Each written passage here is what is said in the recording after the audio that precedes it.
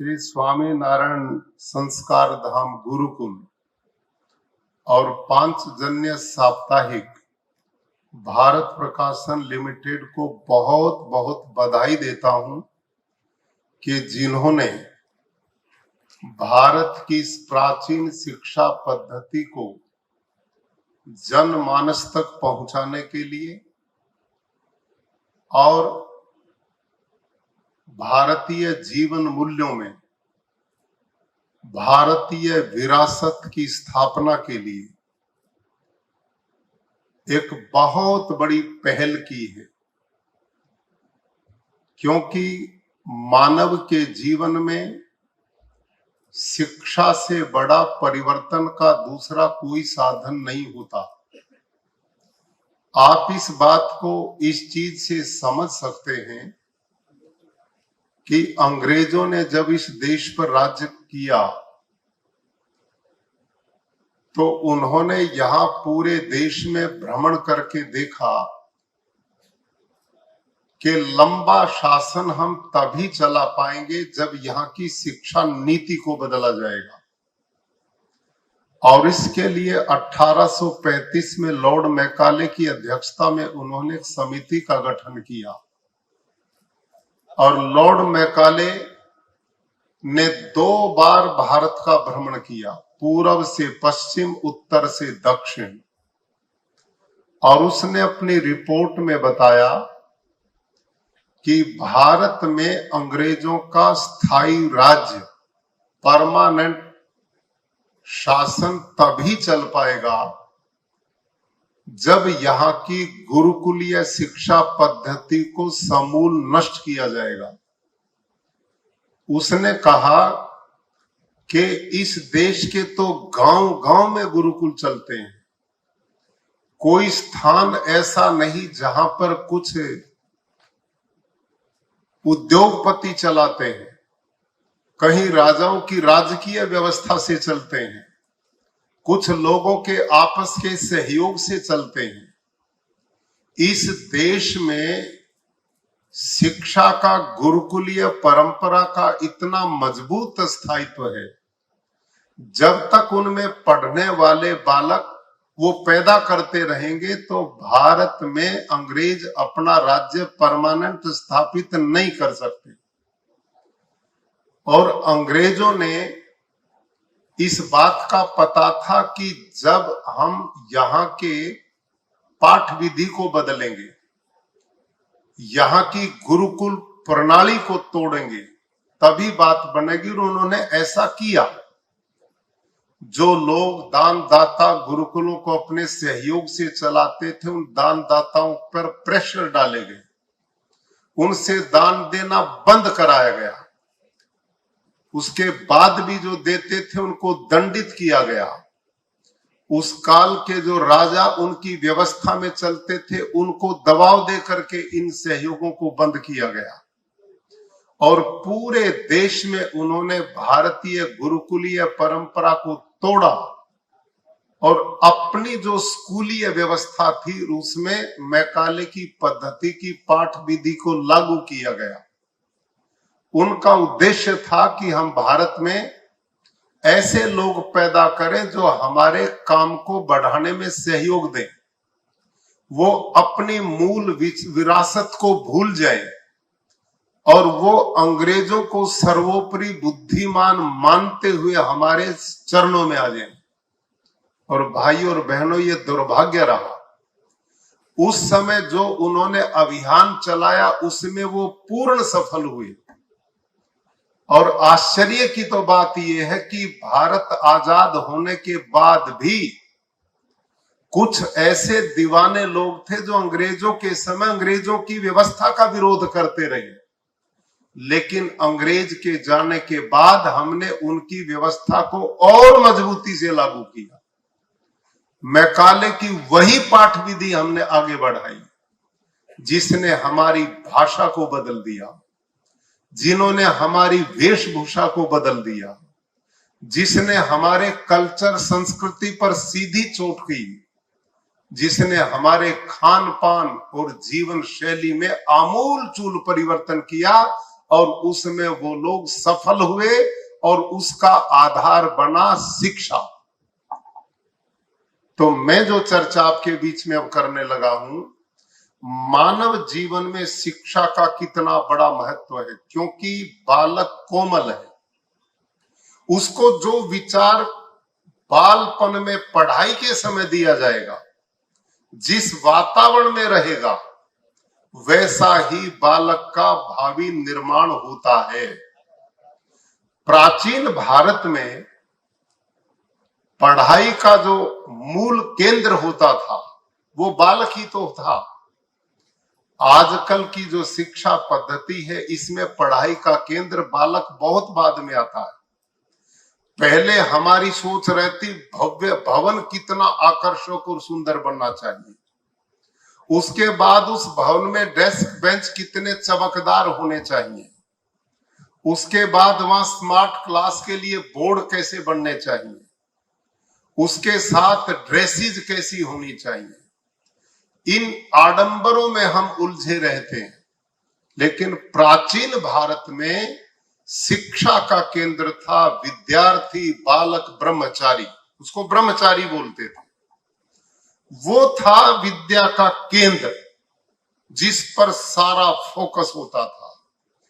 और प्राचीन भारतीय परंपरा के ऋषि लोग इस बात को जानते थे कि असली है बालक में विचारों को फूंकना, और विचार वही दे सकता है जिसमें स्वयं विचारों का पुंज जो स्वयं है।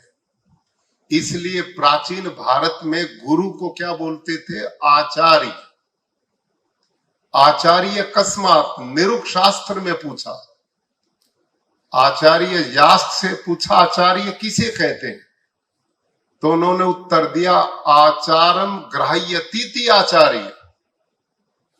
आचार्य उसको कहते हैं जो बालक को अक्षर ज्ञान तक सीमित नहीं रखता, केवल उसे रोटी कपड़ा मकान के लिए नहीं तैयार करता, अपितु जो अपने सानिध्य में आए बालक के समग्र विकास का ठेका लेता, जिम्मेवारी लेता है, आचार देने की शिक्षा करता, उसको आचार्य बोलते थे।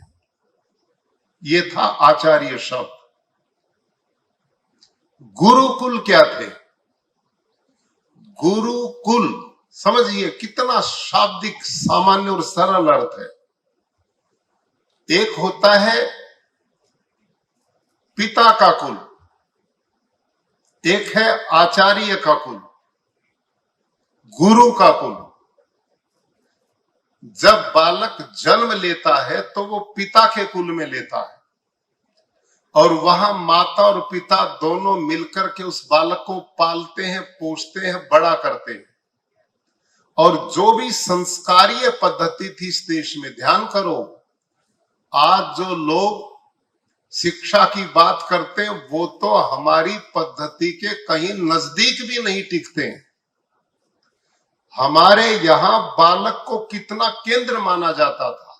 भाई और बहनों ध्यान करो, जब विवाह के बाद पति और पत्नी गृहस्थ में प्रवेश करते थे तो वो आह्वान करते थे कि हमने इस राष्ट्र के भावी कल्याण के लिए, अपने घर की के विकास, उन्नति, प्रगति और परंपराओं को जिंदा करने के लिए वो एक आत्मा का आह्वान करते हैं, अपने घर में संतान की प्राप्ति की इच्छा करते हैं।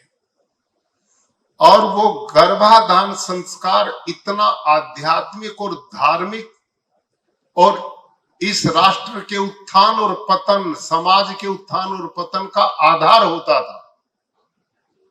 भाइयों और बहनों, वहां से विचार जन्म लेता है, और वो एक चिंतन के साथ एक बालक का आह्वान करते थे। और जब बालक मां के गर्भ में होता था ना, तो उस समय धार्मिक प्रक्रिया, यज्ञ, वेद आदि के मंत्रों के द्वारा विधिवत पाठ करके उस पवित्र आत्मा का आह्वान किया जाता था।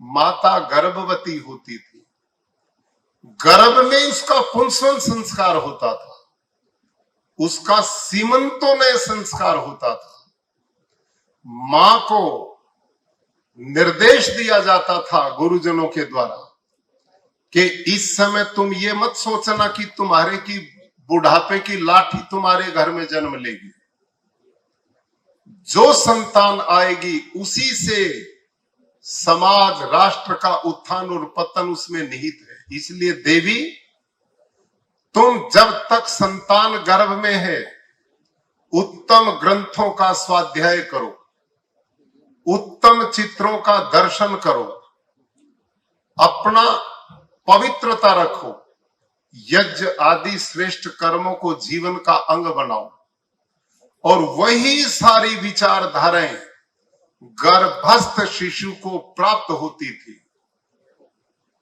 फिर जात कर्म संस्कार है, उसके बाद नामकरण संस्कार है, उसके बाद अन्न प्राशन संस्कार है, उसके बाद निष्क्रमण संस्कार है, फिर वेदारंभ संस्कार है, फिर उसके बाद गृहस्थ संस्कार है, फिर वानप्रस्थ संस्कार है, फिर संन्यास संस्कार है, और तब जाकर के पूरी आयु के बाद व्यक्ति मोक्ष के रास्ते की ओर बढ़ता था।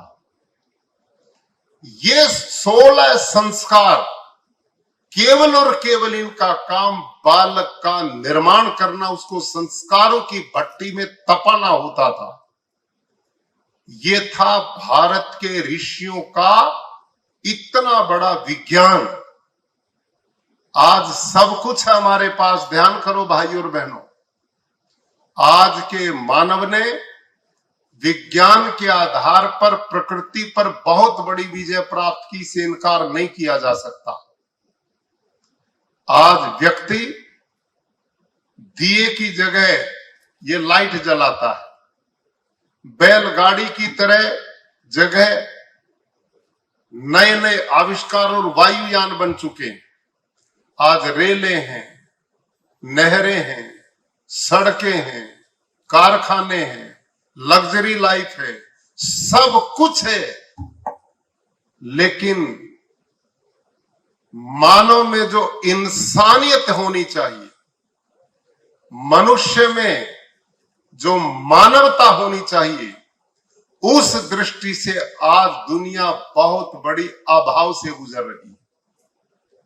आज वो दिखाई नहीं देता ऐसा मनुष्य जो दूसरे के हृदय के स्पंदन को अपने अंदर अनुभव कर सके, ऐसा मनुष्य जो दूसरे के आंखों के आंसुओं को अपनी आंखों से बहा सके, ऐसा मनुष्य जो दूसरे के घाव को अपने हृदय रूपी मरण से ठीक कर सके, जो गुरुकुलीय पद्धति में इस देश का गुरु कहता था यस्तु सर्वाणि भूतानि आत्मेवानुपश्यति यत् सर्वेषु च भूत्वा न चिकित्सति, कि दुनिया में एक गुरु ये उपदेश देता था अपने बालक को, बेटे आत्मा का विकास करो, विचारों का विकास करो, ये दुनिया तुम्हारी और तुम इसके हो।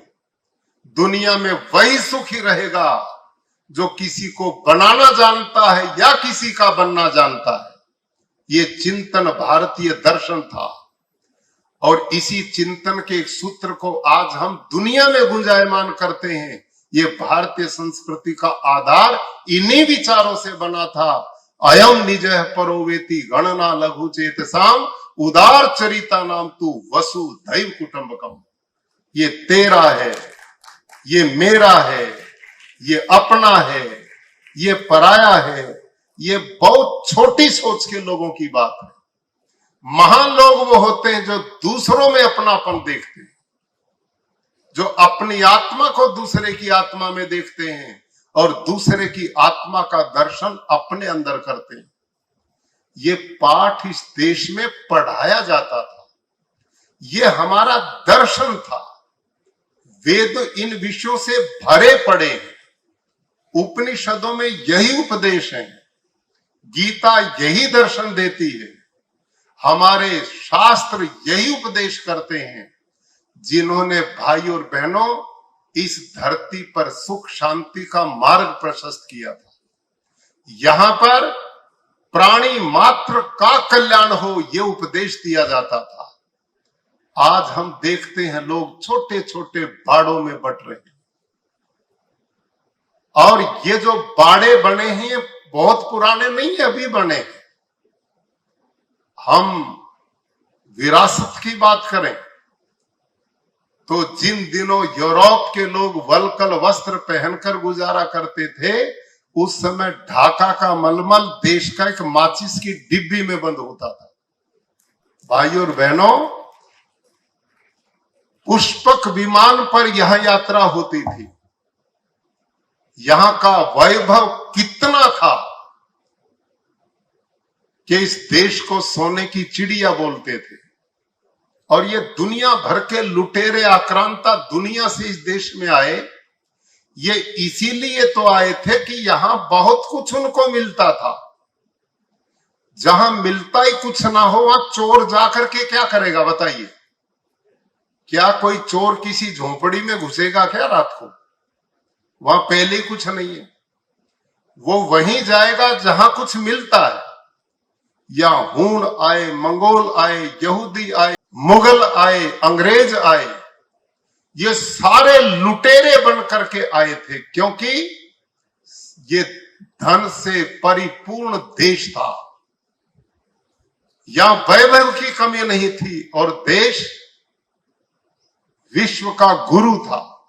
और इसका प्रमाण उस काल में मनु ने हिमालय की चोटी पर खड़े होकर के बोला था दुनिया के लोगों के लिए, एक देश प्रसूतस्य सकाशादग्र जन्मना स्वयं स्वयं चरित्रम शिक्षेरन पृथ्व्याम सर्व मानवा, कि ओ दुनिया के लोगों, यदि तुम साइंस टेक्नोलॉजी सीखना चाहते हो, विज्ञान पाना चाहते हो, अध्यात्म पाना चाहते हो, और अपने जीवन को सुखमय चरित्रवान बनाना चाहते हो, तो अपने अपने देशों से बिस्तर बोरिया बांध करके भारत में आओ और यहां के गुरुओं के चरणों में बैठ करके विद्या प्राप्त करो।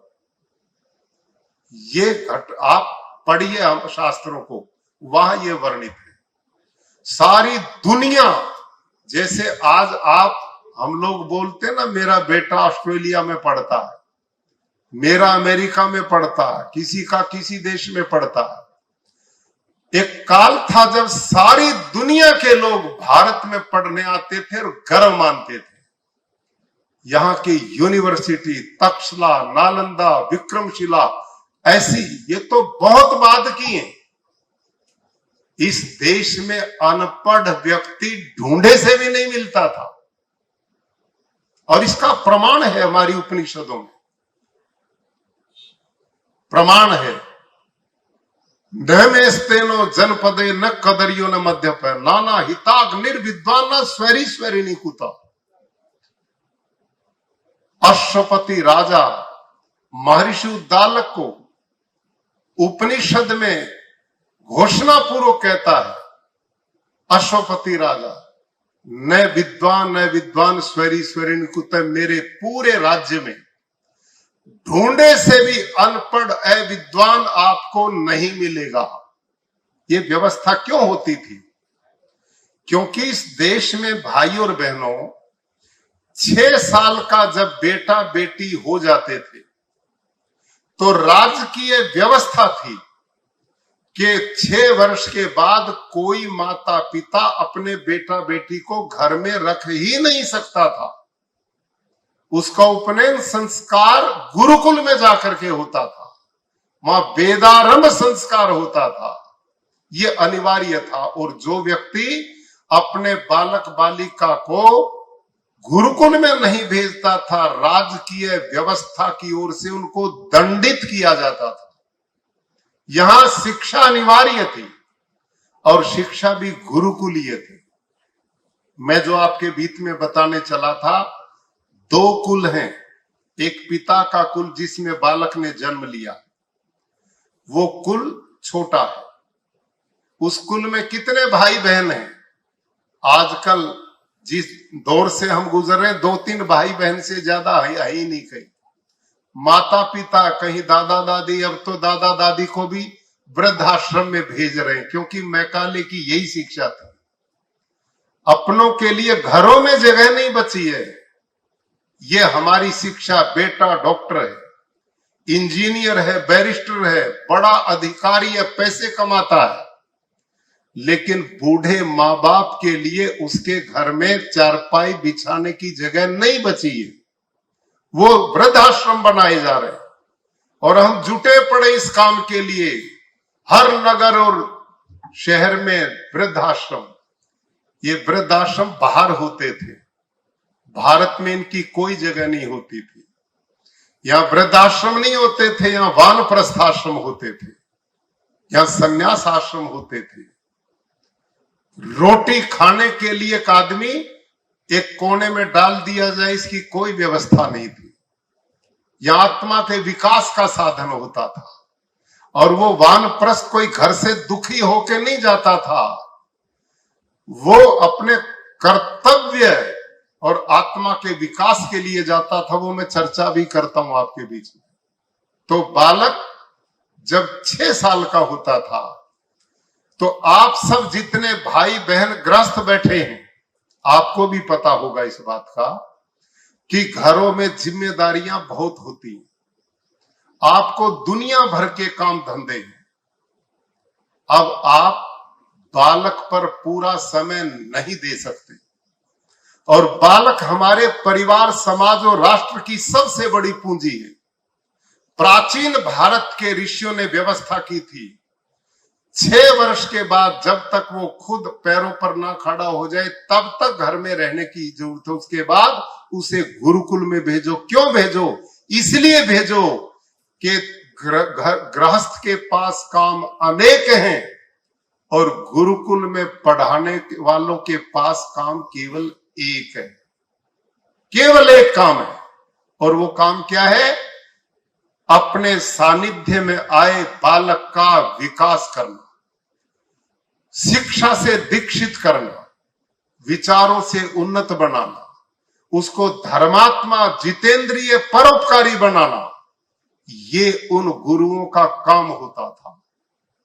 अब वो छोटे कुल से, पिता के कुल से निकाल दिया जाता है और बड़े कुल में डाला जाता, जिसका नाम गुरुकुल है। उस गुरुकुल में अब उसके अनेक भाई हैं। 1-2 बालक नहीं वहां पे घर की तरह, वहां पर तो सैकड़ों हजारों हैं। और वो एक जगह के नहीं है, वो अपने देश के कोने कोने के। ऐसे वातावरण में जब बालक एक परिवार की तरह पलेगा तो राष्ट्र की एकता को कौन रोक सकता है? भाईचारा, प्यार और संस्कृति को विकसित कैसे नहीं होने का अवसर मिलेगा? और गुरु कौन था, इसको भी ध्यान करो। वहां गुरु कौन है? वहां गुरु ये वेतन भोगी नहीं होते थे जो आजकल मैकाले की पद्धति में। ये व्यवस्था उस समय नहीं थी। गुरु कौन होता था? अब ध्यान करो ध्यान से। वो 20-22 साल का एक पढ़ लिख करके ट्रेनिंग देने वाला नहीं था। ये विद्या नहीं है जो इसको आज पढ़ाया जा रहा। ये जानकारियां हैं। ये जानकारियां हैं जो स्कूल, कॉलेज, यूनिवर्सिटीज में इस समय दी जा रही। ये विद्या नहीं है। विद्या कौन थी? विद्यां च यस्तद वेदो वहम स अविद्या मृत्युम तीरत्वा विद्या अमृतम अश्नुते। जिसको आप विद्या कहते हैं ना, पढ़ाई लिखाई को, इसको तो हमारे यहां उपनिषद वेदों की भाषा में अविद्या बोला है। विद्या तो वो है जो व्यक्ति को इस दुनिया के संकटों से तार करके मोक्ष में ले जाने वाली। परा और अपरा 2 विद्या बताई है। वो एक लंबा विषय, उसकी चर्चा मैं नहीं करूंगा। मैं केवल गुरुकुलीय परंपरा पर आपके बीच में बोलूंगा। वहां गुरु कौन होते थे? वानप्रस्थ लोग। और वो वानप्रस्थ कौन है? ध्यान करो। वो बचपन में इन्हीं गुरुकुलों में पढ़े थे और गृहस्थ में जाकर के कढ़े थे। समझ में आई कि नहीं कुछ बात? बोलो भाई, कमजोर विद्यार्थी हो। हाँ ना करो, मैं तो सारी जिंदगी बच्चे पढ़ाता रहा हूं। ये भी उस काल के ऋषियों ने सोचा। आज क्या सोच रहे हैं हम? वो गुरु वो बनता था जो बचपन में गुरु के सानिध्य में पढ़ा था और गृहस्थ में उतार चढ़ाव, सुख दुख, ऊंचा नीचा देख करके पूरा कढ़ चुका था। समझ गए ना? उन अनुभवों से परिपूर्ण व्यक्ति गुरु होता था, जो वेतन नहीं, अपना जीवन राष्ट्र की भावी संतान को अपनी शिक्षा अनुभवों के द्वारा देता था। और उसको बोलते थे आचार्य। और उपनिषद में आचार्य का एक नाम और भी है, सुनो ध्यान से, अग्नि। आचार्य स्तव अग्नि। कैसे गुरुकुलों में विद्यार्थी जाते थे, बालक बैठे ना प्राचीन भारत में, उसका तरीका था, जब 6 वर्ष का बेटा बेटी होते थे तो मां बेटी की उंगली पकड़ती थी और पिता बेटे की उंगली पकड़ता था। चलो बेटे, अब हमारे पास अब तक तुम्हारे को देने का जो कुछ था हम दे चुके, अब इससे आगे हमारे पास देने का नहीं है। ऐसे लोगों के पास तुम्हें ले जा रहे हैं जो तुम्हें जीवन का अनुभव भी देंगे, विद्या से परिपूर्ण भी करेंगे। उनका नाम आचार्य। उन्हें हम तुम्हें सौंप करके जाएंगे, सौंप करके आएंगे। और जब बालक घर से चलता था, उसके एक हाथ में 3 समिधाएं होती थी और एक हाथ में पिता की उंगली होती थी। देखो, समिधाएं मीन्स आज की भाषा में 3 लकड़ी होती थी। समिधा उसको बोलते हैं जिससे यज्ञ हवन किया जाता। और वो लकड़ी कैसी थी? सीधी थी, टेढ़ी मेढ़ी नहीं, सरल थी, लगभग 8 अंगुल की होती थी। वो एक प्रतीक था। वो समिधाएं उस बच्चे के हाथ में होती थी। और जब गुरुकुल में वो दोनों जाते थे तो वो बालक गुरु के चरणों में अभिवादन करता था और कहता था, हे आचार्य स्तव अग्नि, आप अग्नि रूप हो और मैं बालक इन समिधाओं के तरह हूं। ये समिधाएं कैसी हैं? सीधी हैं, मैं भी सीधा साधा हूं। ये टेढ़ी मेढ़ी नहीं है, मैं टेढ़ा मेढ़ा नहीं हूं। ये साफ सुथरी हैं, मैं साफ सुथरा हूं। भाई लोगों, बच्चे को बच्चा क्यों कहते? जो सारी बुराइयों से बचा हुआ, इसलिए बच्चा है। और वो बच्चा, ऐसा बालक गुरु को क्या बोलता है? गुरुजी, आप अग्नि स्वरूप हो, आप प्रकाश पुंज हो, विद्या का भंडार हो, तुम विद्या के जलते हुए चिराग हो। ये जो समिधाएं मेरे हाथ में है, इनमें जलने की क्षमता तो है, ये जल तो सकती हैं, लेकिन ये तब जलेंगी जब इनको अग्नि का संपर्क मिलेगा। अग्नि का संपर्क नहीं मिलेगा तो जलने की योग्यता रखती हुए भी ये लकड़ियां, ये समिधाएं नहीं जल सकती। इसलिए हे आचार्य, मैं इन समिधाओं के समान हूं और तुम जलते हुए चिराग हो, विद्या के पुंज हो। मैं विद्यार्थी, मैं समिधा रूप अपने जीवन को तुझ अग्नि आचार्य को समर्पित करता हूं। आपके संपर्क में आकर मैं भी जल उठूंगा, विद्या से परिपूर्ण हो जाऊंगा, गुणों से परिपूर्ण हो जाऊंगा। मेरा जीवन भी महानता की ओर बढ़ेगा, मैं भी आचारवान बन जाऊंगा। इसलिए मैं आपके चरणों में समर्पण करता हूं। यहां से पाठ शुरू होता था भाई और बहनों इस देश में। समझ में आई बात? पवित्रता देखिए। और फिर आचार्य क्या बोलता था? माता पिता ने तो बच्चे को सौंप दिया, अब इस देश का आचार्य कितना महान था, वो भी माता पिता का आश्वासन करता है कि उपने मानो ब्रह्मचारिणम कृणुते गर्भमंता। कि हे माता पिता, आपने मुझ आचार्य में विश्वास प्रकट किया है, अपने लखते जिगर के टुकड़े को मुझे सौंपा है, आपने अपनी इस सबसे प्रिय संतान को मुझे दिया है, तो मैं कोई कोर कसर इसके निर्माण में नहीं छोड़ूंगा। मैं इस बालक को ऐसे अपने गुरुकुल में संभाल करके रखूंगा जैसे मां पेट में गर्भ को संभाल करके रखती है। ये उपमा कोई सोच सकता है दुनिया में? ये आज भौतिकवाद की दुनिया, पूरा यूरोप और दुनिया में विद्या के रूप में कैसे विद्यार्थी और गुरु का संबंध होता था, कोई कल्पना हो सकती है? इससे बड़ी उपमा हो सकती है? भाई और बहनों, जब मां के गर्भ में बच्चा होता है ना, तो बच्चा भोजन नहीं लेता, मां के भोजन में उसका भोजन हो जाता है। बच्चा पानी नहीं मांगता, मां के पानी पीने में वो पानी पी लेता है। बच्चा चलता नहीं, मां के चलने में उसका चलना होता है। बच्चा सोता नहीं, मां के सोने में उसका होता है। मां के रक्त से, बोन बोन से उसका निर्माण होता है, विचार उससे जुड़े हैं। कितनी बड़ी उपमा है, जैसे मां के गर्भ में बालक मां संभाल करके रखती है। इस देश का गुरु आचार्य वो होता था जो अपने गुरुकुल में माता पिता को ये जिम्मेदारी के साथ घोषणा करता था, आप निश्चिंत रहें, आपने मुझे बालक को दिया है तो मैं इसे ऐसे संभालूंगा जब मां के पेट में जैसे बच्चा संभल करके रहता है। मैं इसको विद्या से परिपूरित करूंगा, मैं इसे गुणवान बनाऊंगा, धर्मात्मा बनाऊंगा, जितेंद्रिय बनाऊंगा, परोपकारी बनाऊंगा, बलवान बनाऊंगा, विद्यावान बनाऊंगा।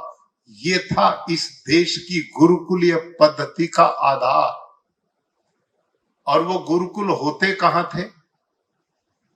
वेदों में लिखा, उप हरे गिरी नाम संग में च नदी नाम धिया विप्रो अजायत।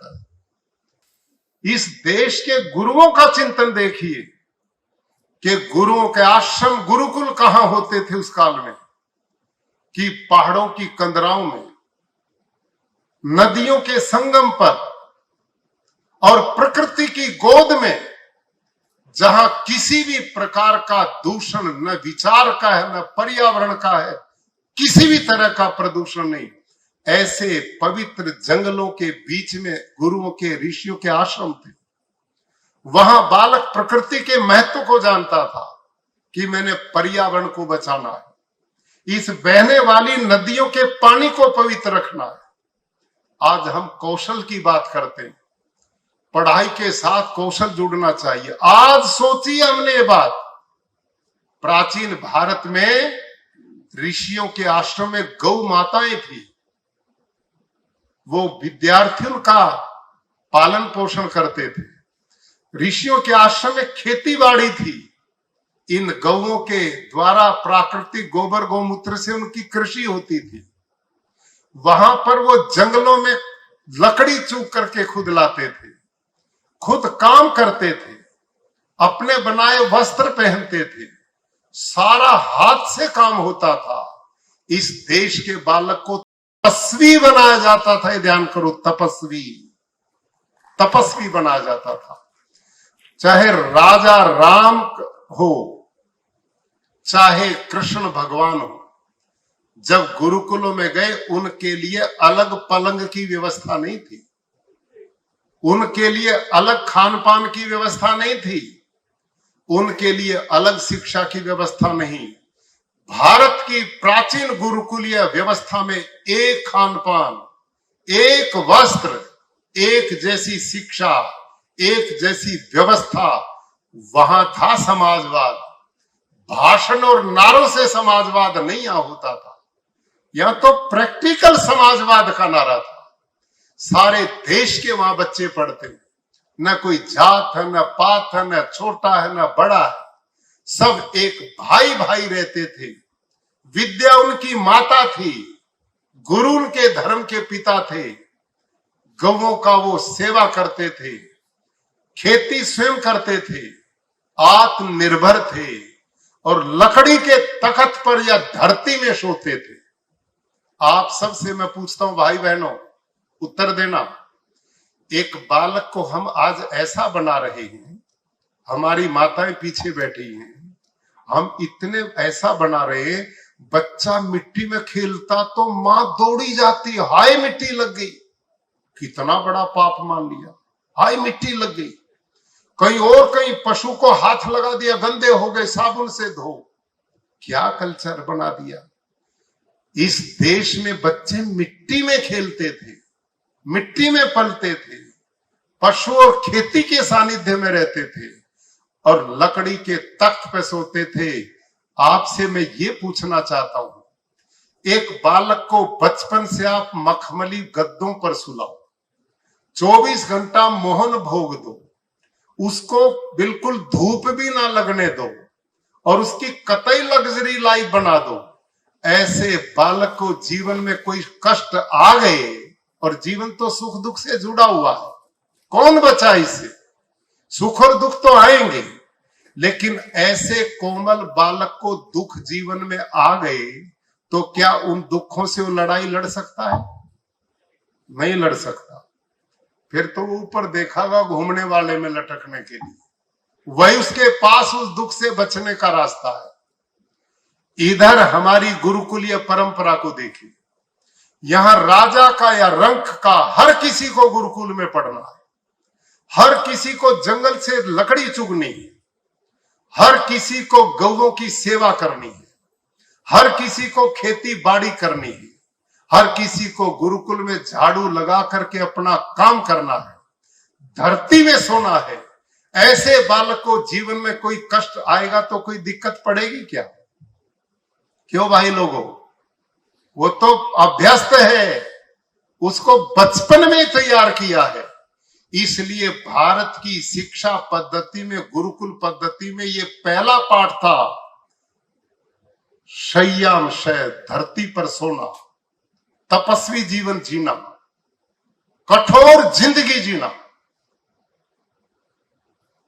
एक बालक को, लकड़ी के तख्त पर सोने वाले को यदि गद्दा मिल गया तो मजे मारेगा कि नहीं सोने में, और गद्दे वाले को सूखी लकड़ी का तख्ता मिल गया तो सारी रात करवट बदलेगा। ये अंतर है। तो तपस्वी बनाना ये हमारी संस्कृति का लक्षण था। द्वंद्वानाम सहनम वही तपा, सुख दुख जीवन का आएंगे उनको सहन करना, ये गुरुकुलीय पद्धति थी। तो भाई और बहनों, हमारी लंबी विषय है ये गुरुकुलीय व्यवस्था, जिसमें अभी आदरणीय हितेश शंकर जी बता रहे थे कि हमने दुनिया को क्या दिया। दिया ही हमने, और किसने दिया? भारत ने दिया। यहां से ही सारी विद्याएं दुनिया में गई हैं, यहीं से सारा विज्ञान दुनिया में गया है। आज साइंटिस्ट लोग क्या बोलते हैं कि इस दुनिया को बने लगभग 2 अरब साल हुए। वो कहते हैं लगभग 2 अरब साल हुए। भारत में लगभग नहीं था, यहां तो गणित के ज्ञाता थे, काल गणना जानते थे। आज भी वो सृष्टि संवत है। साइंटिस्ट कहते लगभग 2 अरब साल दुनिया को बने। हम क्या कहते हैं? लगभग नहीं, 1 अरब 96 करोड़ 8,53,125 साल दुनिया को बने हो गए। ये हमारी काल गणना, ये काल गणना हमारी। गणित, कुछ तो ऐसे धर्म बताते अपने आप को जिनके धर्म ग्रंथ में गणित है ही नहीं, विज्ञान का शब्द है ही नहीं। और जो कहते हैं हमने दुनिया को विकास दिया यूरोप के लोग, उनके यहां तो उनके धर्म ग्रंथ में धरती चपटी है आज भी। और हम, भारत ने उस ग्रंथ का नाम ही भूगोल, भू मैंने धरती, धरती है गोल, हमारे तो ग्रंथ का ही नाम भूगोल है। और उन्होंने अपने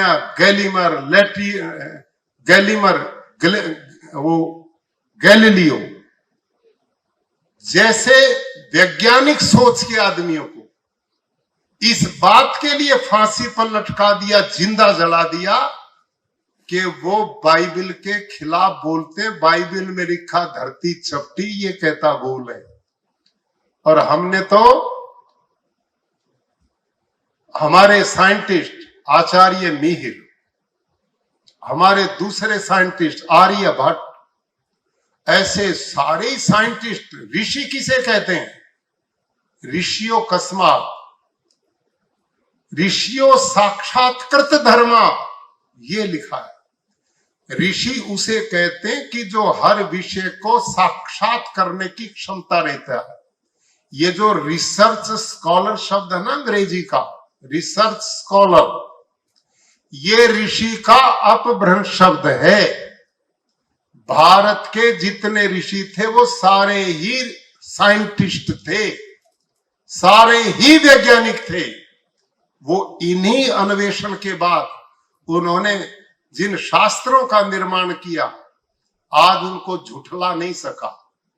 हमारी जो कल्चर, संस्कृति, जीवन के मूल्य हैं, उनसे कोई इधर उधर जा नहीं सका। भारत का जो वेद का अध्यात्म है, भारत के दर्शन का जो अध्यात्म है, भारत की उपनिषदों का जो अध्यात्म है और भारत की गीता का जो अध्यात्म है, उससे हटकर सुखी होने का धरती पर परमानेंट तरीका हो ही नहीं सकता। तो भारत की संस्कृत भाषा और भारत के ये आध्यात्मिक ग्रंथ, ये आने वाली पीढ़ियों को सब प्रकार का धरती पर कैसे रहें और परलोक में मोक्ष का रास्ता कैसे चुने, दोनों ही रास्तों का दिग्दर्शन हमारे द्वारा होता है। दुर्भाग्य ये रहा कि हम दुनिया को ज्ञान देने वाले खुद अपने ग्रंथों से भटक गए। हम दुनिया भर के अंधविश्वास, आडंबर में उलझ गए। यदि हम अपनी वैदिक परंपराओं को, जो वैज्ञानिक आधारित थी, और ये गुरुकुलीय परंपरा जिसमें बालक को चहुमुखी, जिसका विकास किया जाता था, शारीरिक रूप से वो बलवान होता था, वैचारिक रूप से वो बहुत समृद्ध होता था, और विद्या की दृष्टि से वो निष्णात होता था, और धर्मात्मा, जितेंद्रिय, परोपकारी बन करके कुल के गौरव को भी बढ़ाता था, समाज का निर्माण भी करता था और राष्ट्रों के उत्थान का रास्ता चुनता था। आज मैं पुनः पांचजन्य साप्ताहिक, भारत प्रकाशन लिमिटेड और पूज्य स्वामी जी को बहुत बधाई देता हूं कि इन्होंने एक ऐसी भारत की विधा को ढूंढा जिसको बचाने की बहुत बड़ी आवश्यकता है। काश ये गुरुकुल परंपरा पुनः जीवित हो जाए, इसमें मानव बनेंगे, इसमें सही अर्थों में ऐसे मनुष्य बनेंगे जो अपनी तरह औरों का सुख चाहेंगे, उसी से धरती स्वर्ग में बनेगी। इन्हीं शब्दों के साथ मैं भारत के यशस्वी प्रधानमंत्री जी को बधाई देना चाहूंगा कि इन्होंने पिछली पुरानी गली सड़ी से शिक्षा की व्यवस्था को बदल करके बहुत बड़ा परिवर्तन 2020 जो नई शिक्षा नीति बनी, उससे एक नया रास्ता बनने वाला है। और इसमें भी हमारे लोग जिस मेहनत और निष्ठा के साथ ऐसे सम्मेलनों की ओर बढ़ रहे हैं, और आदरणीय हितेश भाई शंकर ने घोषणा की, ये तो हमारा पहला कार्यक्रम है। ऐसे कार्यक्रम को श्रृंखला पूरे देश और विश्व में चलेगी। निश्चित रूप से यदि ये श्रृंखला चलेगी तो अपने आप समाज बदल जाएगा। राष्ट्र की असली पूंजी हमारी संतान है। यदि संतान संस्कारित हो गई, संस्कार विद्यावान हो गई, तो अपने आप घर परिवारों में परिवर्तन आएगा और उनसे समाज बदलेगा और समाज से देश और देश से दुनिया बदलेगी। यही काम हमारे ऋषियों ने विश्व कल्याण का किया। जिस रास्ते को आप लोगों ने चुना, आपके इस सम्मेलन की मैं सफलता की कामना करता हूं और आशा करता हूं कि ये विचार जनमानस तक पहुंचाएंगे और बहुत बड़ा विश्व कल्याण का रास्ता आगे बढ़ाएंगे। धन्यवाद। ओम शांति।